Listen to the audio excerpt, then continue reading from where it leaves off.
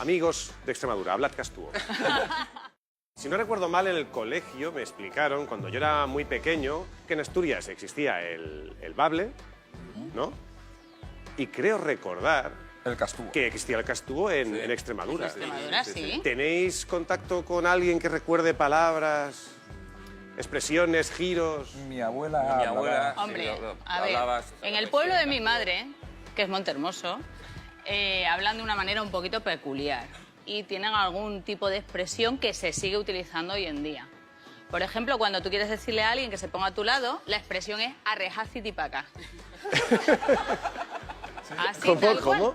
Arrejacitipaca. Arrejacitipaca. Arrejacitipaca. Y cuando te quieren preguntar, por ejemplo, ¿y por qué? Su expresión de ¿y por qué? Es, ora, pues ¿y cómo? Así tal cual. Ostras, qué maravilla. Sí, sí, sí. ¿Y no os consta que haya nadie que tenga cierto interés en conservar, Sí, estimular? hay lingüistas, hay libros. Es más, en un canal de Extremadura hay un programa, Un programa que va dedica- recordando por los pueblos, Sí, hablando con había personas un mayores. poeta recuperando extremeño, palabras un poeta antiguas, extremeño. Allí Es se sigue una hablando, Hay gente, ¿eh? además que hay O sea, gente que se dedica, asociaciones que se dedican a Sí, mantener y a buscarlo, mantenerlo. sobre todo... No es suficiente, hay que hablarlo. La Hay que hablarlo. tradición Si no oral- hablas una lengua, se muere. Sí, se muere. Sí. Pues hay que hablarlo. Amigos de Extremadura, hablad Castúo.